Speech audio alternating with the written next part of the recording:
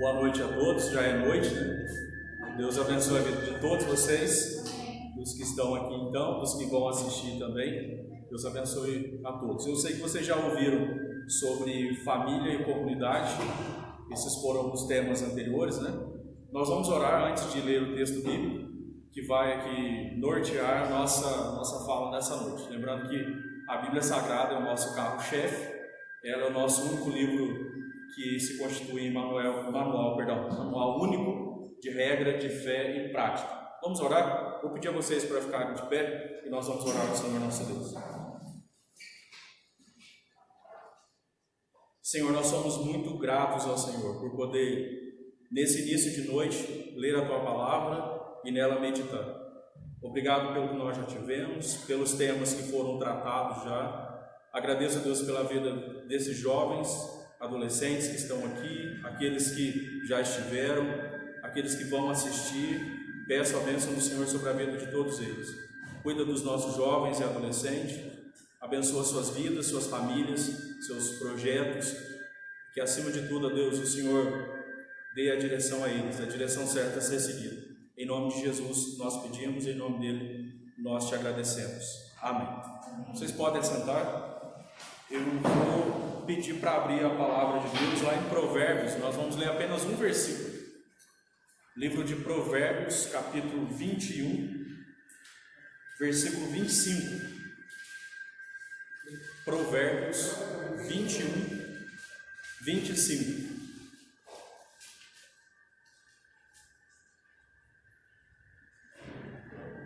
Diz assim o texto sagrado: o preguiçoso morre desejando, porque as suas mãos recusam a trabalhar. Repetindo, o preguiçoso morre desejando, porque as suas mãos recusam trabalhar. Esse é o nosso texto base dessa noite. Lembrando que para esse momento agora a proposta é trabalho. Nesse pós-pandemia, onde muitos tratam até como um recomeço, e de fato para muita gente é um recomeço mesmo. Ainda que para alguns é uma continuação diferenciada, mas para muita gente é um recomeço. O tema que nós vamos tratar hoje, que é trabalho, sempre foi uma necessidade, não só agora, no pós-pandemia, já é comentado que assim deve se tratar essa fase que nós estamos vivendo, mas ele sempre foi necessário, não só agora, mas também agora, sem dúvida alguma. E a partir desse texto, dessa fala aqui, ao que tudo indica, escrito por Salomão, lembrando que o livro de Provérbios, ele compõe aquele grupo literário chamado de sapienciais, ou seja, livros de sabedoria. Então, e Provérbios, percebam que ele é cheio de conselhos, rápidos conselhos, muito úteis, como toda a Escritura Sagrada. Ele foi escrito com um propósito que Deus previamente estabeleceu, é lógico, ampliando o leque, indo para bem alto o leque dele, inclusive no mundo antigo, ou no período veterotestamentário, ele era usado na escola chamada Escola do Palácio, ou seja, os servidores do palácio, que iam trabalhar no palácio, tinham que passar então pela leitura de Provérbios. Desse texto aqui, escrito por homem, é verdade, mas inspirado pelo Espírito Santo de Deus.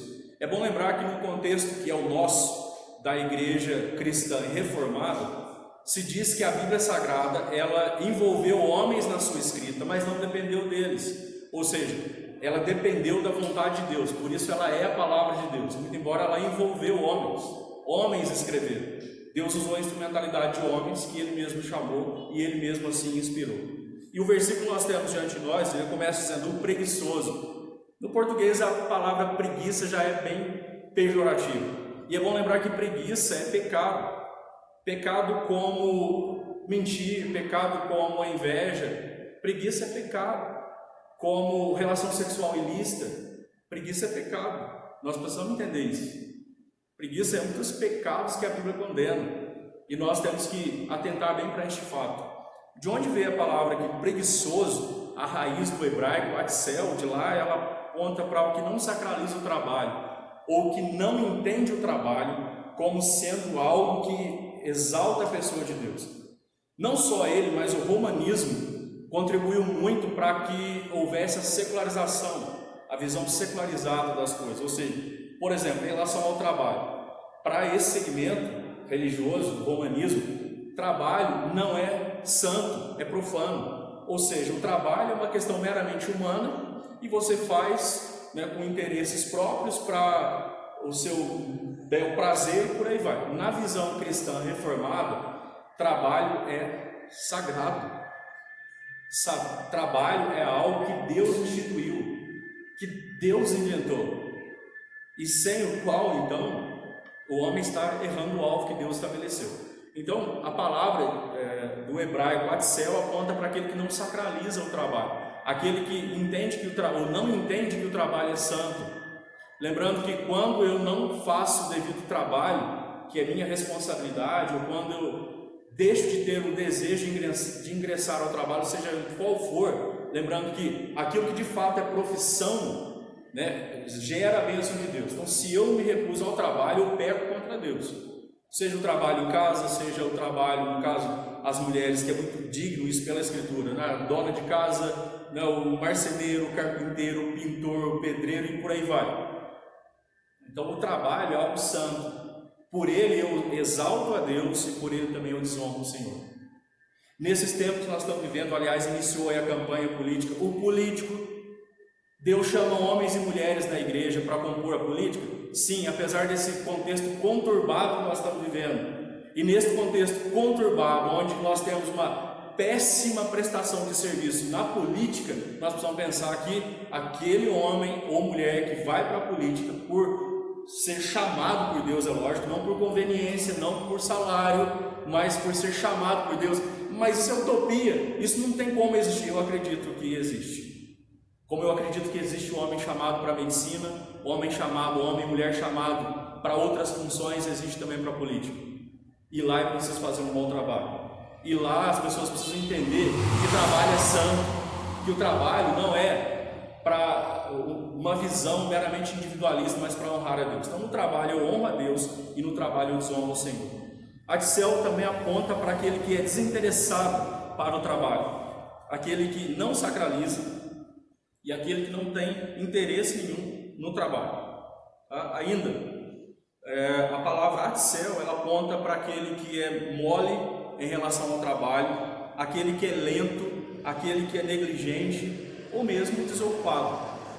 Perceba que é uma raiz aqui do texto hebraico de onde foi traduzido. Não está errado, a tradução está interessante. O preguiçoso.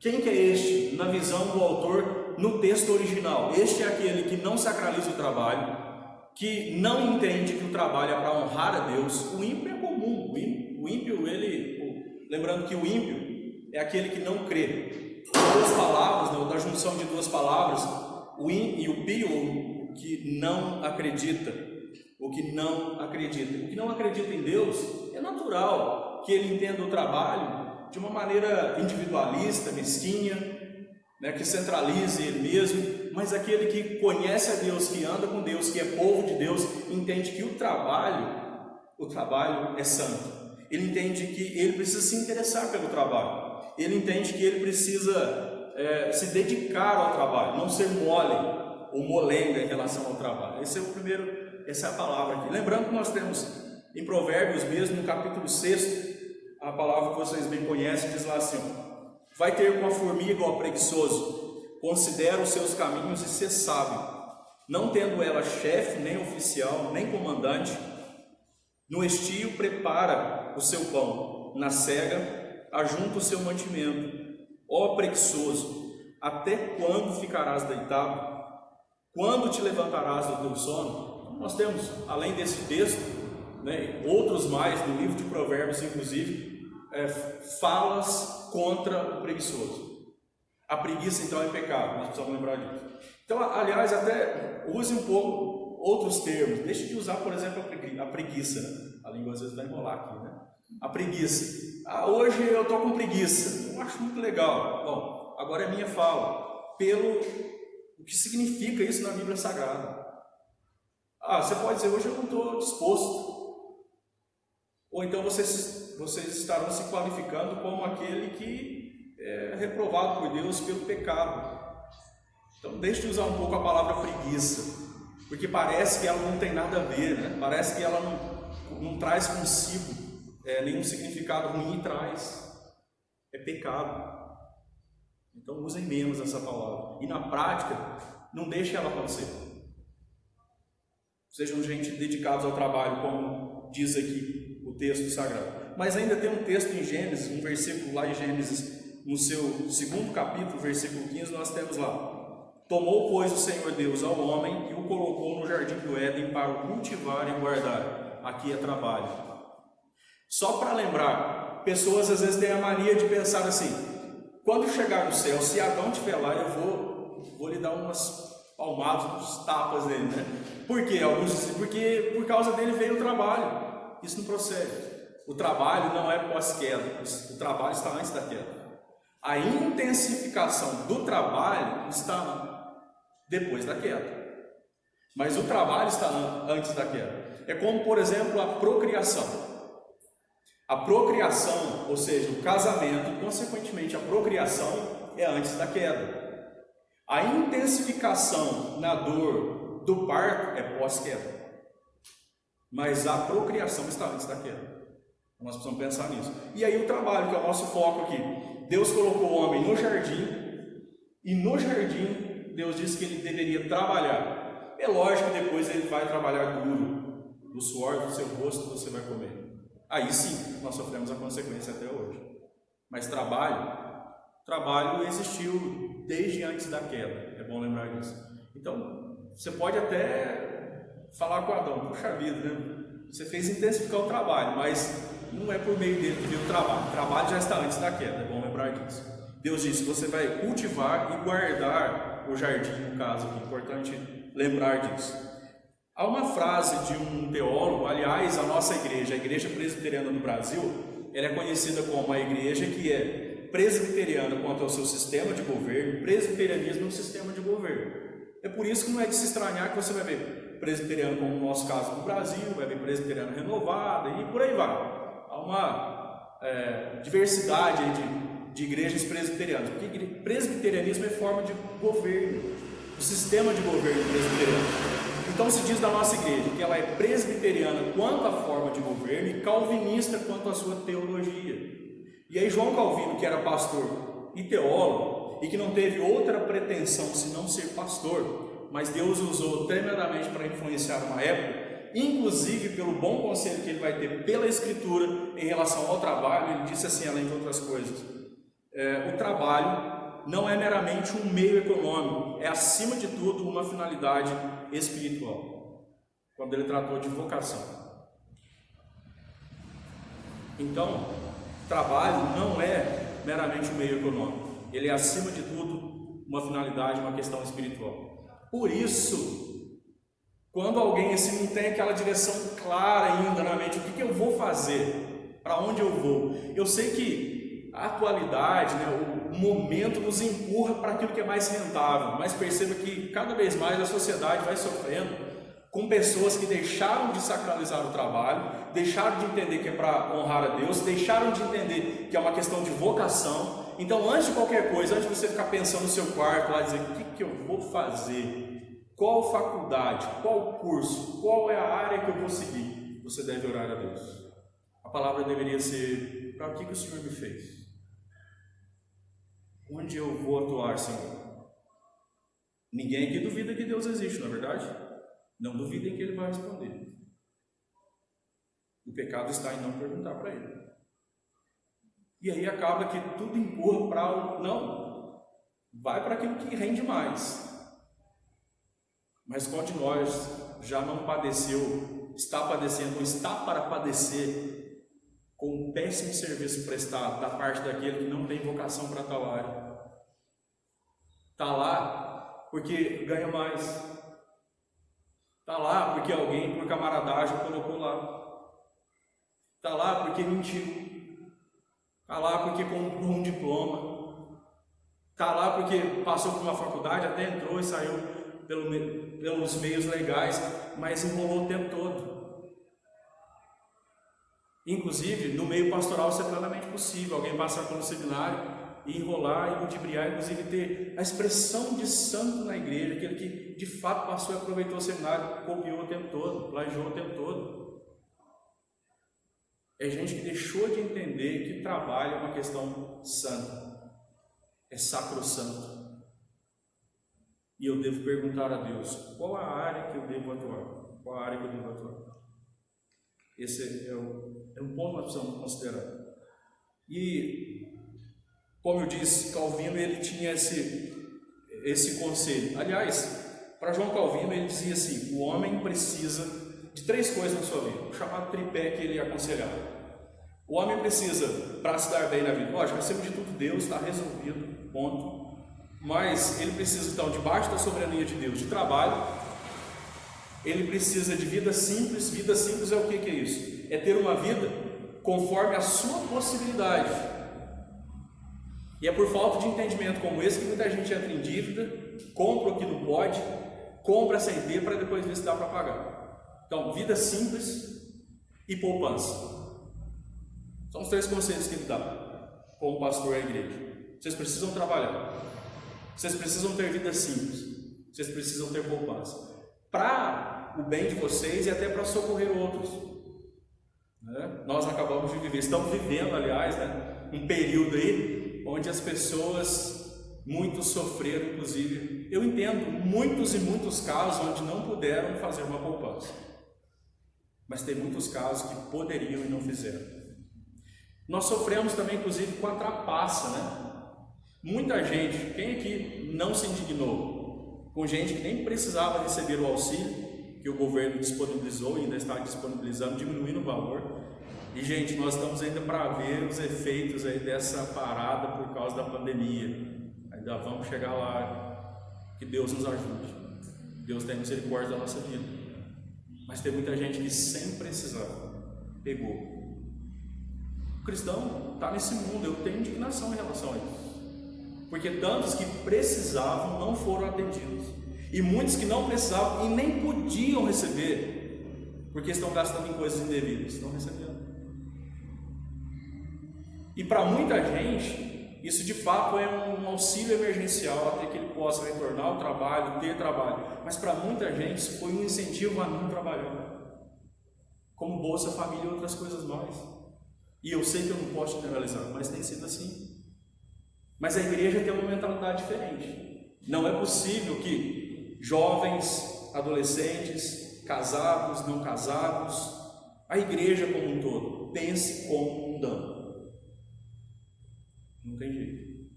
Para o mundo, o trabalho não tem nada de santo.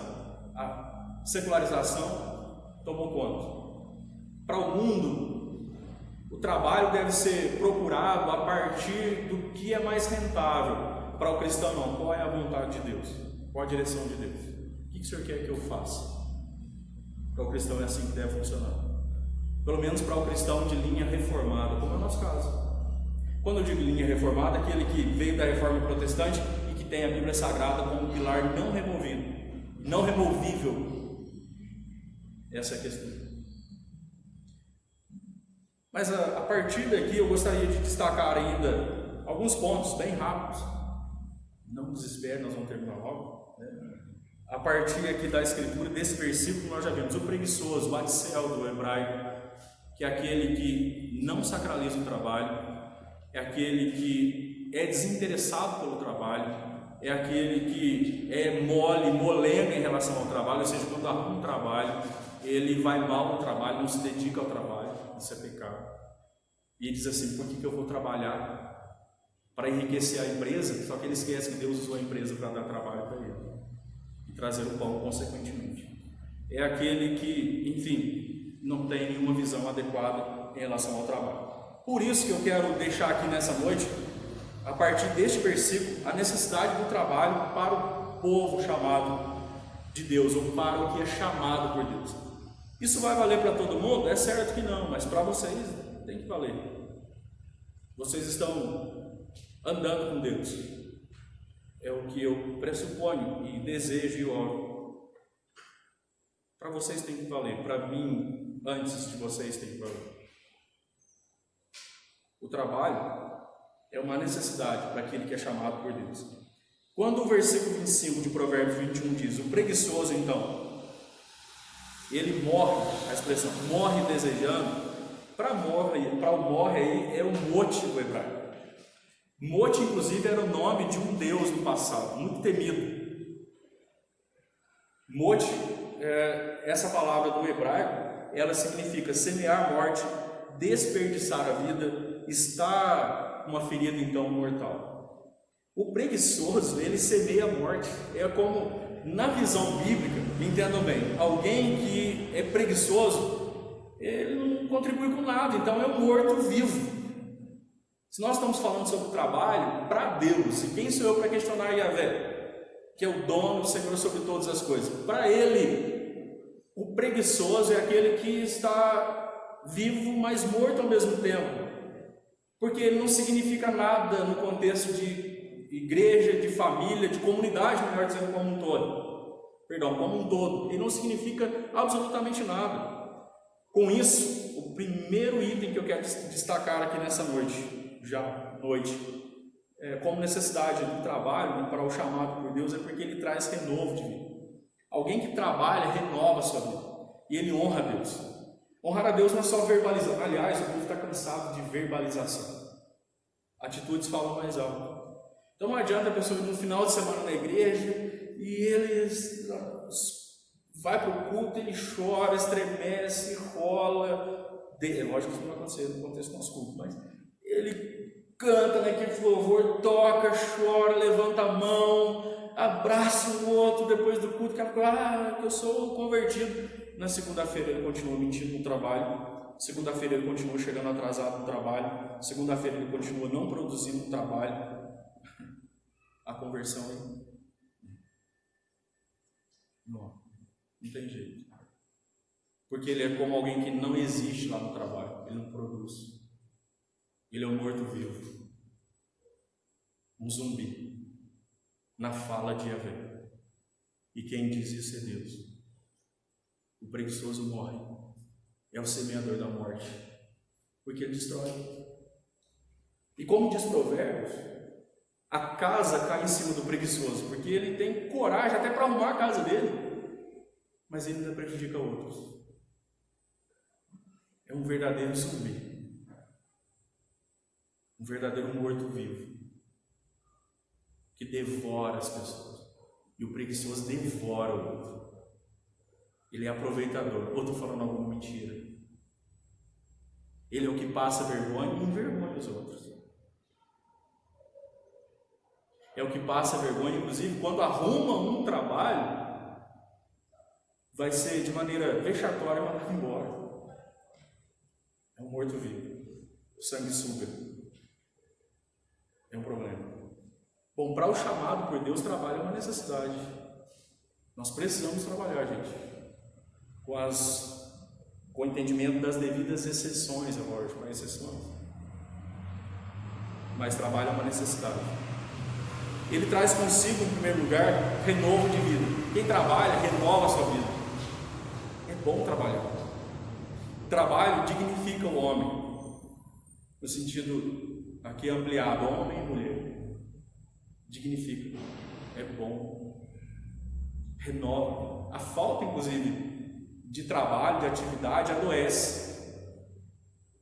Pois não é o nosso povo mesmo. Eu sei que muitos não sentiram muita falta do trabalho, não, mas muitos sentiram tanta falta do trabalho quando ficaram presos em casa.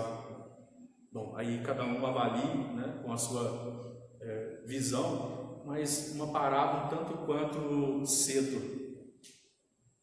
E com muito sensacionalismo, diga-se de passagem. Mas muita gente não estava aguentando mais. Quem sabe, alguns nunca pensaram que iam sentir tanta falta do trabalho. Que trabalho é bom, renova a vida da gente. Cansa, é verdade que cansa. Aliás, consequência da queda, trabalho duro. Mas ao mesmo tempo é bom. É algo assim, é o que é ruim porque traz um cansaço, mas é bom porque vem de Deus, é instituição de Deus, deve ser entendido como santo e muda a nossa vida. Mas ainda, quando o versículo traz assim, o preguiçoso, então ele morre, ele é um morto-vivo, e ele morre inclusive desejando. Para o desejo aqui, a raiz do hebraico aponta para aquilo que é ilusório, para uma ambição, ou para aquilo que aborrece, ou para um insaciável. Ele morre, inclusive, ele semeia a morte, o preguiçoso, o que não sacraliza o trabalho, vamos lembrar, aquele que não procura o trabalho, ele não renova a sua vida, destrói a dos outros, destrói o filho preguiçoso, destrói a vida dos pais, de tristeza tantas vezes, destrói do companheiro, acaba com a amizade. Não vamos sair com ele não, o cara dessa idade nunca trabalhou, não trabalha, não tem dinheiro nem para cachorro quente, né? E aí vai ficar aquele dividir, não tem problema, mas a vida inteira. Até para namorar é um problema, né? E agora com os homens, é desonroso. A vida toda a mulher que paga.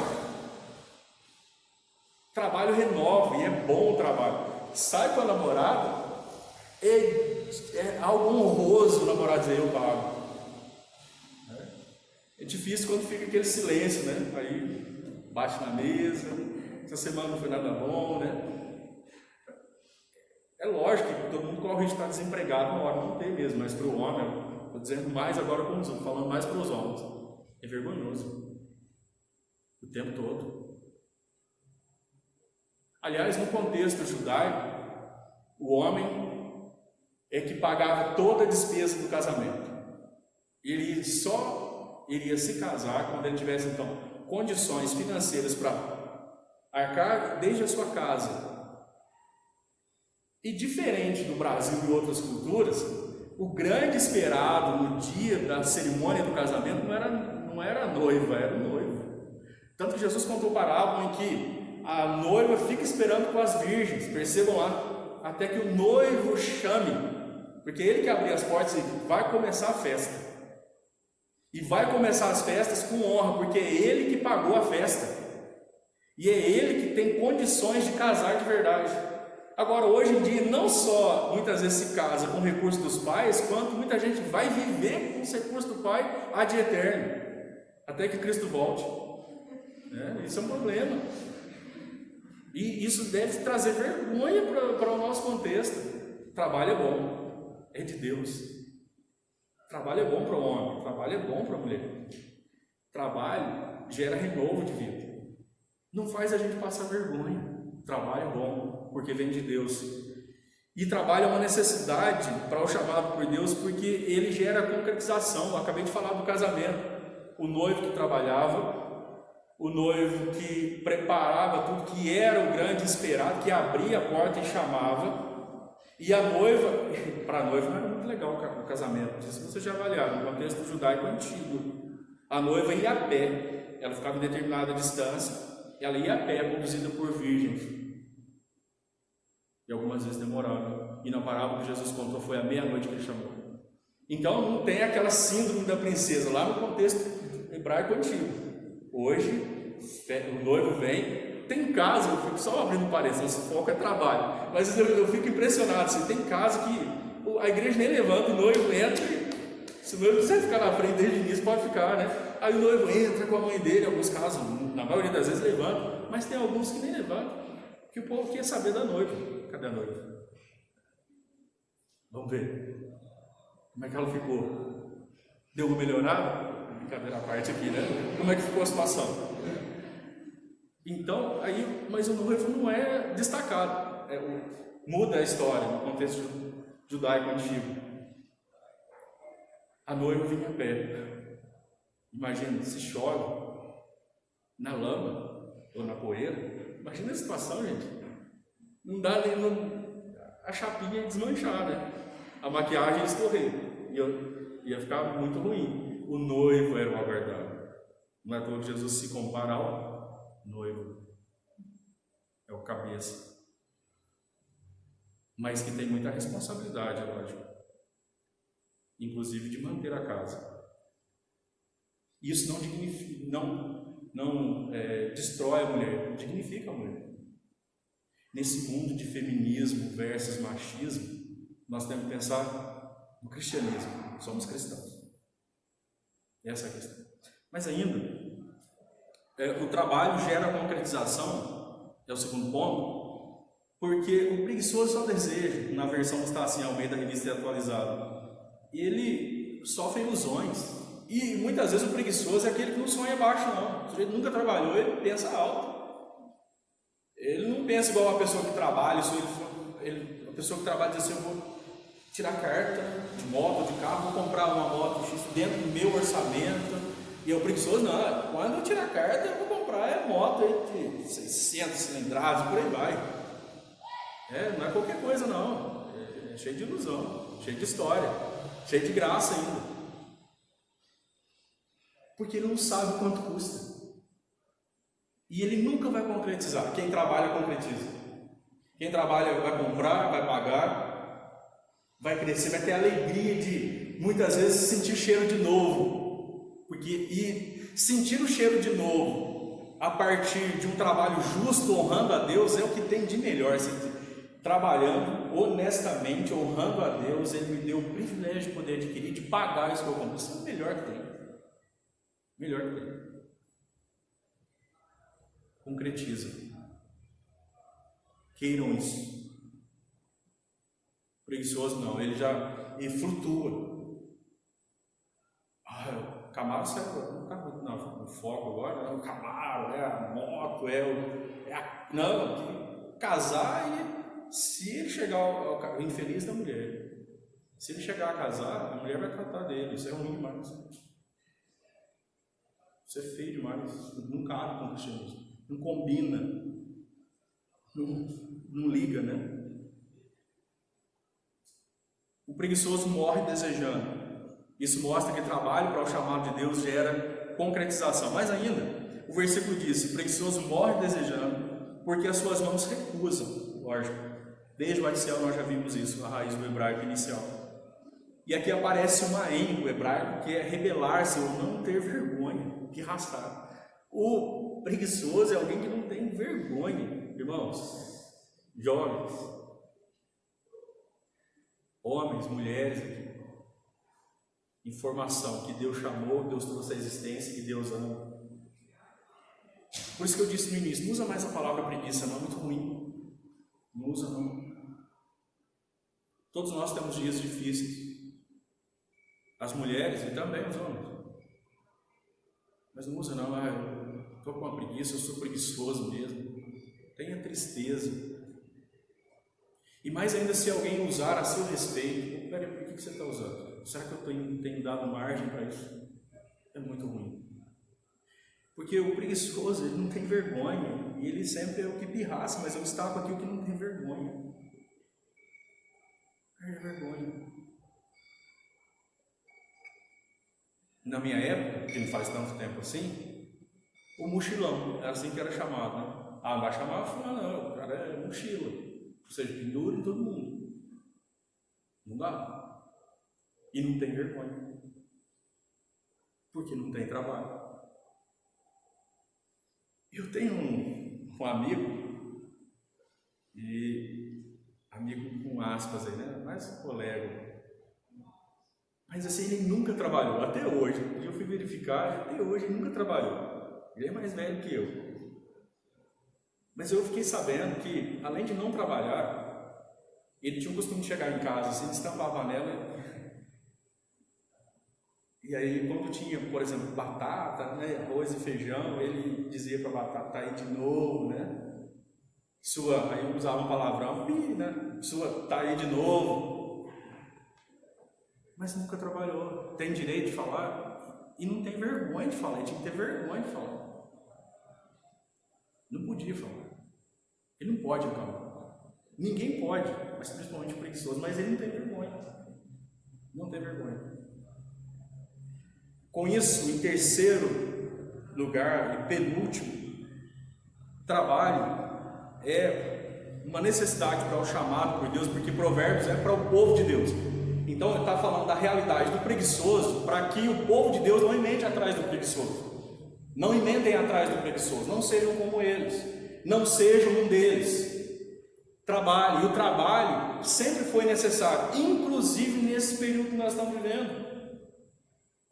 Está difícil para todo mundo, tem gente séria que de fato quer trabalhar, que não está arrumando trabalho, mas ainda eu vou dizer, para quem de fato quer trabalhar e tem uma boa prestação de serviço, é muito mais fácil. É muito mais fácil. O trabalho, em terceiro lugar, além de gerar a concretização, além de renovar a vida, o trabalho ele molda caráter. Porque vamos lembrar, o preguiçoso não tem vergonha, não tem caráter. Mau caráter. Lembrando que há aqueles que fazem a divisão caráter e reputação. Tem gente que diz assim, caráter é diferente de reputação. Aqueles que dizem, tem estudiosos que vão para essa linha. Caráter é aquilo que você é eternamente, e inicialmente só você conhece Deus também. Reputação é aquilo que as pessoas sabem de você. Mas é inevitável. O mau caráter, ele pode manter uma boa reputação? Pode. Mas vai durar a vida toda? Não. Porque ele vai ser pego uma hora ou outra. Em um momento ou outro ele vai ser preso. Não é diferente, pego. E às vezes até preso. Não é diferente com o preguiçoso.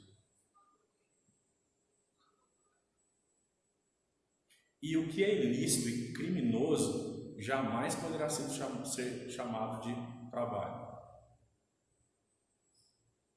Como, por exemplo, tráfico e por aí vai. Isso não é trabalho, isso é crime. Como prostituição não é trabalho. E até que Cristo volte, até que a nossa morte chegue, não podemos entender que isso é trabalho. Não podemos. Ainda que o mundo nos odeie. Isso é comum, que Cristo, o cabeça da igreja, diz em João, que o mundo, na oração sacerdotal, porque nós caminhamos na palavra, o mundo nos odeia. Então isso não é de se estranhar. A minha ideia não pode bater com a do mundo, então não é estranho. Ah, mas, vamos dizer, é trabalho sim. Vou dizer, não é trabalho não. Deve ser reconhecido. Projetos de lei, mas os projetos já vieram à tona para legalizar a prostituição como trabalho. Concordo com isso sem hipótese alguma, mas de jeito nenhum, tem resposta, tem que estar na ponta da língua. O crente não pode nem engasgar para responder.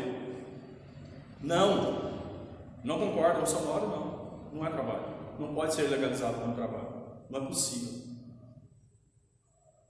Porque trabalho, segundo a Escritura, além de outras coisas, ele molda inclusive o caráter. Molda mesmo. Alguém que trabalha, pode notar, é alguém que tem, inclusive, eu não estou dizendo que todo mundo, mas alguém que é comprometido com o trabalho, é alguém de uma postura muito interessante, na maioria das vezes. Porque ele sabe do suor, ele sabe o quanto custa, então ele não é invasivo. Ele vai ter uma visão, é lógico que tem muita gente, eu estou falando aqui, mas tem muita gente que trabalha que é mesquinho. O pão duro, ele atravessa o rio com um risal e não derrete, né? De jeito nenhum, nem também é ruim, mesquinho, individualista. Existe também, não é preguiçoso, trabalha, mas é mesquinho. O sujeito sai com o pessoal da igreja, tem dinheiro, ele não compra porque diz assim, não, muito caro. Mas vive um momento, se amanhã Deus te mata. O rico dinheirinho, Salomão diz, é tolice. Ele fala assim, eu parei para considerar, Salomão diz em Eclesiastes, e é tolice deixar o que eu construí com suor para outro que vem depois de mim. Eu não sei como é que ele vai gastar. Não é para gastar tudo de qualquer maneira, mas entendam bem, nosso foco é trabalho. A crítica do versículo é o preguiçoso, mas um parênteses aqui, o pão duro. Aliás, bem no contexto aqui, que envolve vocês, a preparação, por exemplo, do casamento, no contexto de namoro, já vi algumas vezes acontecer, de a mulher e o homem desanimar a partir, não sei se existe essa palavra, do pão durismo do outro.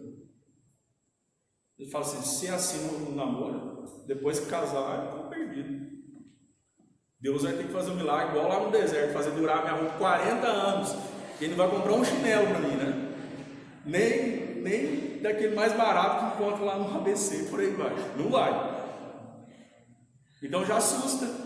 E olha, que inteligente é o moço que olha isso e a moça que olha isso. É inteligente. Porque amor, diferente do que muitas pessoas falam, amor não é sério. Não é possível. Amor não é sério. Paixão desenfreada é uma doença, é um problema. Mas amor não é sério. E amor que cresce e rega. E à luz da Escritura, o amor que liga um homem e uma mulher, o eros, não é cego. Então tem que pensar. Se não trabalha, pelo versículo, é preguiçoso. Aí diz assim, não, se é o rapaz, se ele não trabalha, mas ele é tão lindinho, eu gosto dele. É um príncipe encantado, vai virar o sapo. Pode esperar que vai virar sapo. Não tenha dúvida, vai casar, vai virar sapo. Daquele bem asqueroso. A moça é preguiçosa, não lava nem a roupa dela. Mas eu amo tanto ela. Olha, vai deixar de ser princesa. Entendam bem, vai virar bruxa. Não tem jeito. Depois do casamento, passa a lua de mel. Sabe que hoje em dia tem casos que nem a lua de mel passa. Na lua de mel, o sujeito está lá arrependido, né? O que eu fiz da minha vida? Onde é que eu fui parar o meu cavalo, amarrar o meu burro? Como é que pode? Agora não tem mais jeito. Se bem que hoje em dia, né, divórcio as pessoas não estão vendo mais com assombro, não está assustando mais ninguém, infelizmente, porque também é pecado. Então tem que pensar antes. Tem que pensar antes. E a responsabilidade dos pais, inclusive, é aconselhar. Porque, inclusive, na nossa estrutura de culto para o casamento, eu assumo a responsabilidade. Eu vou levar a minha filha para um miserável que Deus vai apontar. Né? E eu espero que ele não seja um filisteu. E aí eu vou levar e tem um sentido nisso. Eu vou entregar para ele. Ó, a ideia é assim: eu cuidei dela até aqui. Seu marmanjo, cuidei dela agora, daqui para frente, né? Eu quero ver como é que vai ser a situação. Ela não morreu de fome até agora. Então, eu quero ver depois do casamento. Então, e aí, a pessoa, se eu entrego para um preguiçoso, bom, já o meu filho eu não vou trazer, mas a mãe dele vai entregar, né? Ó, até aqui eu cuidei. Tanto que na nossa cultura, a mãe vem com o filho, né? Via de regra é assim. Há uma comunicação aí, todo mundo sabe disso. E eu espero que os pais, inclusive tenham consciência tranquila. Eu entreguei e estou em paz. Já pensou aqueles pais que vão para casa dizendo assim: o que vai ser do meu filho? O que vai ser da minha filha? Cenas do próximo capítulo, né? Vamos ver. Mas o fato é o seguinte: em último lugar, o trabalho, ele molda caráter. Mas o trabalho é uma necessidade para o que é chamado por Deus, por fim, porque a última expressão do versículo é justamente trabalhar, versículo 25. Porque as suas mãos recusam do preguiçoso. Este que não tem, esse recusar que vem do hebraico maem, que é vergonha, ele é tratado no seu caráter. Este também, então, recusa logicamente o trabalho, e trabalho aqui é o azar do hebraico. Eu não sou expert nas línguas originais não, mas eu aprendi na Igreja Presbiteriana do Brasil que eu devo estudar, inclusive, para gerar a melhor edificação possível da igreja, ainda que nós temos boas traduções, mas dá uma pesquisada lá, e sempre é muito interessante, sempre é muito interessante. Essa palavra, além de outras coisas, e é trabalho, então lógico, aponta para o trabalho, mas é aquele que empreende, que se ocupa, é o que é um empreendedor. Eu já disse que o preguiçoso, ele é um sonhador, mas o que trabalha é empreendedor. O preguiçoso só sonha, mas ele é morto-vivo, ele nunca conclui. Mas o que trabalha e é servo de Deus, empreende. Dá um jeito. Eu me admiro e destaco muita gente que eu conheço, e existe muitos que eu não conheço certamente como vocês, que em momentos como esse que nós estamos vivendo, procura o meio. Está sem a possibilidade aqui, peraí, eu posso fazer lá, vou fazer na minha casa alguma coisa, vou vender alguma coisa. Tá? Nós temos 5 minutos para 7. A hora que der o tempo aqui vai apagar tudo, tá tranquilo.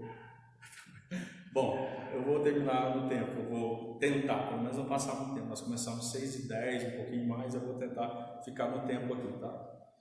Mas o fato é que o trabalho traz consigo progresso, cumprindo aquilo que está inclusive na bandeira do nosso país, que em muitos casos na realidade, ordem e progresso. Trabalhe e faz isso, porque é a instituição de Deus. Agora, eu vinha dizer, muita gente que não tem, de repente, foi mandado embora, nesse momento nós estamos vendo, empreende e é trabalhador. Porque ele é trabalhador, porque ela trabalha, porque ela é dedicada, porque ele é dedicado, e aí empreende. E muitas vezes surpreende.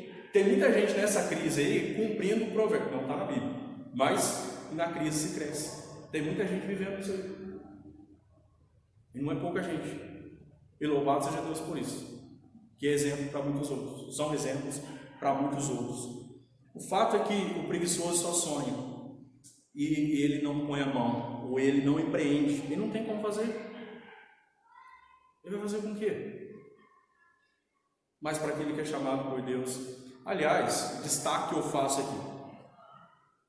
Olhem a história. Via de regra, não vou generalizar, mas na maioria das vezes, país de primeiro mundo é país de origem protestante. Por que será? Onde a ciência mais se desenvolveu, onde você tem a melhor prestação de trabalho, a melhor prestação de serviço, os melhores profissionais, olha aí, ao longo da história. Eu sei que muitos se perderam, é verdade. Mas o protestantismo, porque enfatizava o trabalho de maneira até assustadora para os demais, esse povo, por que no Brasil, inclusive quando Archibald Prince Simonton, que é o fundador da igreja aqui no Brasil, veio para cá, ele foi até estranhado, porque ele veio para pregar a cruz da nação, porque até então existiam colônias.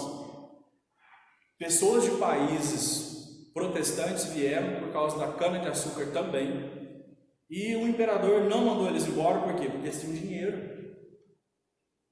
Nosso país foi colonizado pelo romanismo, isso todo mundo sabe. Ainda é o maior país romano, católico romano. Sendo assim, o imperador ficou numa situação complicada. E agora? Ele baixou uma lei. Vocês podem ficar, mas vocês vão fazer o culto de vocês sem pregar os de fora ou para os da nação. Mas ele não mandou embora porque esse povo protestante tem dinheiro. E esse povo protestante tem dinheiro por quê? Porque trabalha. Porque trabalha. Esse povo tem dinheiro porque pode ser aí uma outra hora tratamos sobre isso, ou então até lá você pesquisa, se não pesquisou. Esse povo, eu estou falando do protestantismo histórico, do protestantismo calvinista, eles são capitalistas calvinistas, não confunda, né? Capitalistas calvinistas. Por isso eles têm dinheiro, por isso eles não foram mandados embora. Mas ficou um bom tempo funcionando como colônia. Eu citei Simonton porque Simonton veio com recursos que possibilitou ele circular um jornal que chega até hoje. Se você for emendando a história, é o Brasil Presbiteriano. Porque a missão que o enviou de um país que não é socialista, desculpa a canelada aí, mas de um país que é protestante, e ainda que eu sei que hoje em dia se perdeu, mas que deu condições da igreja, e acima de tudo a igreja não é uma empresa, lógico, ela é de Deus, mas quem não sabe precisa de recurso financeiro.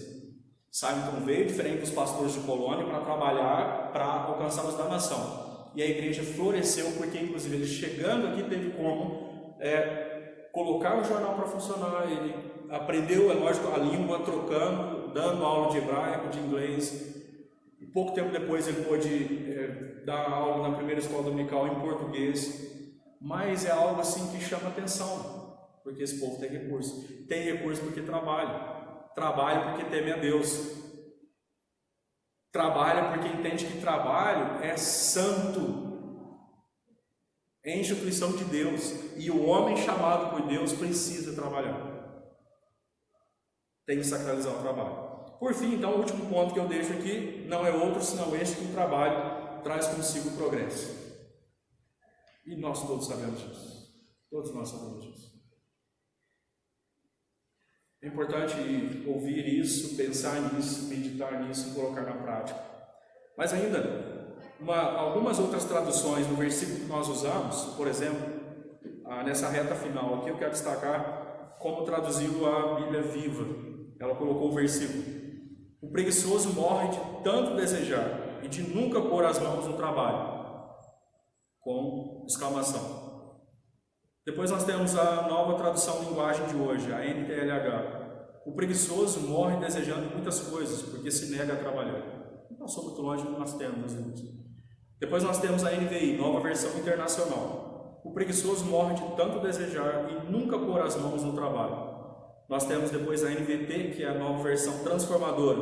O preguiçoso deseja muitas coisas, mas acaba em ruína, pois as suas mãos se recusam a trabalhar. Depois nós temos aí uma tradução possível a partir do texto hebraico.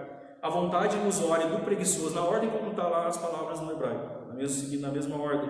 A vontade ilusória do preguiçoso o fere mortalmente, porque se recusam as suas mãos à ocupação honrosa ou ao empreendedorismo. A língua vai travar aqui, né? Já está enrolando. Mas é esse o tom do texto, esse é o tom do versículo. Além de outras coisas, esse versículo me ensina que o homem chamado por Deus, eu falei lá no início, Provérbios era usado na escola do palácio. Quem vai trabalhar no palácio, liderar o povo, e se lidera pelo exemplo.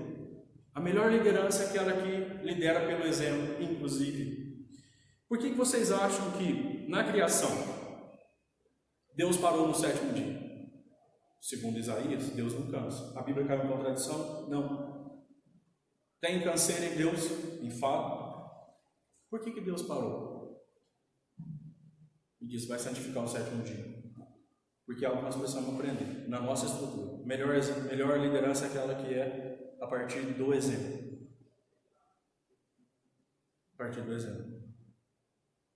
E Deus é por excelência.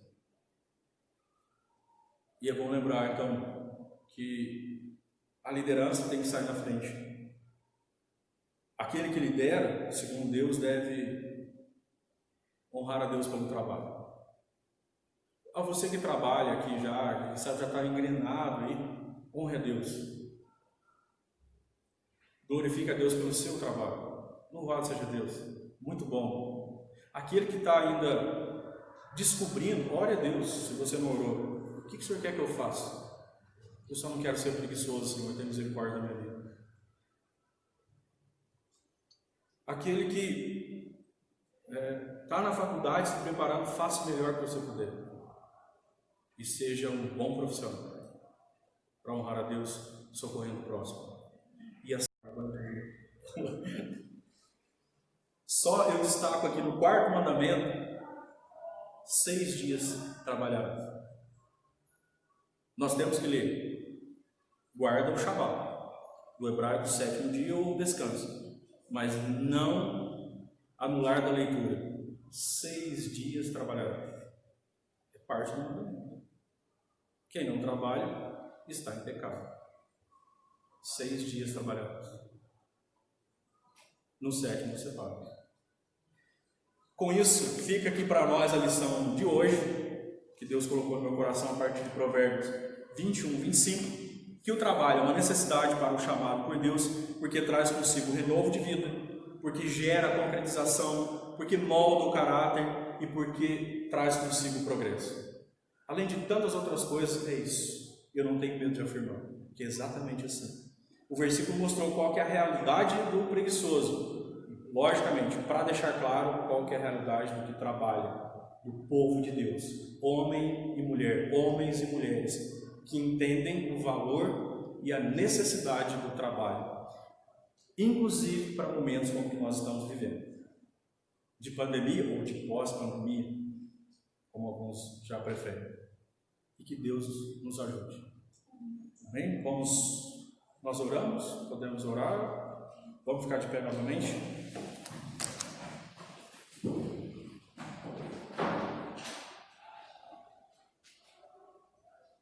Senhor, muito obrigado pela Tua palavra. Diante dela nós nos rendemos, nos curvamos e pedimos perdão ao Senhor por muitas vezes que nós falhamos, que nós pecamos. Obrigado por esses jovens. Seja louvado por suas vidas. Obrigado pelos que já estão no trabalho, ingressados, trabalhando, servindo ao Senhor acima de tudo e ao próximo, que já têm os seus recursos. Muito obrigado. Obrigado por aqueles que estão ainda se preparando, estão buscando orientação, abençoa suas vidas também. E cada família aqui representada. Obrigado por essa igreja que nos acolhe e por esse tempo, por esse congresso, por essa iniciativa da nossa federação. Muito obrigado, Senhor. Nós oramos muito agradecidos em nome de Jesus. Amém. Vocês podem sentar. Deus abençoe a todos e muito obrigado pelo convite.